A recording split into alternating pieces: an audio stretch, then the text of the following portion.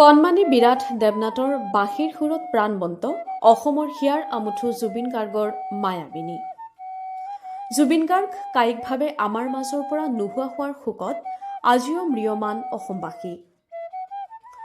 শিলচৰৰ অধৰজাত উচ্চতৰ মাধ্যমিক বিদ্যালয়ৰ নৱম শ্ৰেণীৰ ছাত্ৰ বিৰাট দেৱনাথে বাঁহীৰ সুৰেৰে তুলিলে এটাৰ পিছত আন এটা প্ৰিয় শিল্পী জুবিনৰ গীত।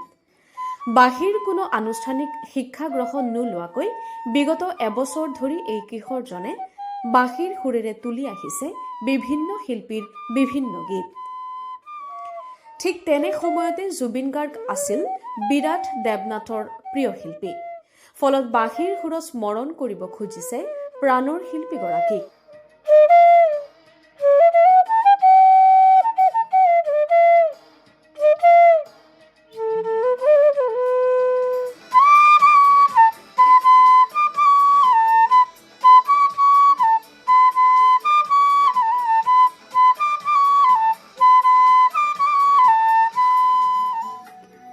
জুবিন অনুৰাগী কণমানি বিৰাট দেৱনাথে বাঁহীৰ সুৰেৰে তুলিলে জুবিনৰ কালজয়ী গীত মায়াবিনী, ইয়া আলী আৰু জুবিনৰ শেষৰখন ছবি ৰৈ ৰৈ বিনালেৰ টাইটেল ট্ৰেক।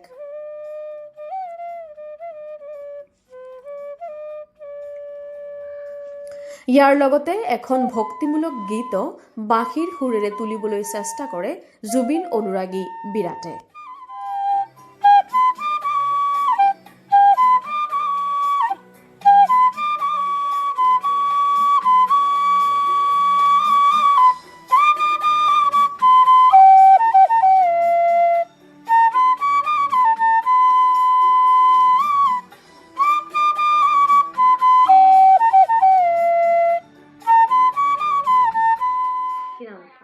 আমার নাম বিরাট দেবনাথ।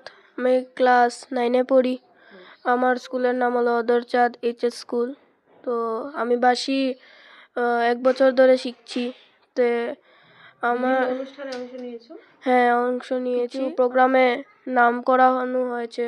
তো এরকম করে করে আমি নিজে বাঁশিটাকে আরও ডেভেলপ করেছি। তো তারপরে আমি এরকম করে নিজে বাঁশির সেটও বানিয়েছি। এরকম করতে করতে আমি নিজে পড়াশোনাও ভালো করছি, আরও বাঁশির দ্বারা আরও নামও জায়গা। আমার সবচেয়ে ফেভারিট এমনি তো ভালো লাগে পণ্ডিত হরিপ্রসাদ চৌরাসি আমার ফেভারিট। তো হ্যাঁ, জুবিন তো আমার ফেভারিট। তো জুবিনের গানও আমি ভালো পাই আর ওর গানও প্র্যাকটিস করি অনেকটাই। দিকে ইন্টারেস্ট এসে গেছে, দেখিয়েছি বাঁশি বাজিয়ে মানে একটু আরাম পাওয়া যায়। তো বাবাকে বলে একটা বাঁশি আনিয়ে তারপর এটাকে বাজানো শিখেছি। শিখতে নিজে নিজে না, প্রথমে বড়দের হেল্প নিয়েছি, মোবাইলে দেখে দেখে শিখেছি, ইউটিউব থেকে। এরকম মানে কোনো ট্রেনিং নাওনি? না, ট্রেনিং নিইনি, নিজে নিজেই বলছো? হ্যাঁ, নিজে নিজে। তো এটা হচ্ছে আমার প্রথম বাঁশি, আর সবচেয়ে প্রথম বাঁশি হলো এটা। আচ্ছা, এটার নাম হচ্ছে রিকর্ডার ফ্লুট। তো এটা বেশিরভাগ আদার কান্ট্রিজে বাজানো হয়। তো এর জন্য বেশিরভাগ আমার এই ফ্লুটের ইন্টারেস্ট এসে গেছিল, ইচ্ছা করেছি এটাতে বাজিয়ে যেতে চাই, বাঁশি বাজিয়ে নিজের মানে দেশের নাম রোশন করতে চাই। কারণ বাঁশি হচ্ছে আমাদের দেশের একটা পেহচান। তো আমি চাই যে এই বাঁশির দ্বারা আমি দেশকে আরও নাম করাতে পারি। ইতিমধ্যে শিলচৰ চহৰতে ধুনীয়াকৈ বাঁহী বজাই মানুহৰ মন জয় কৰা বিৰাট দেৱনাথ বিভিন্ন অনুষ্ঠানত অংশ লৈ বিভিন্ন বঁটা লাভ কৰিবলৈ সক্ষম হৈছে।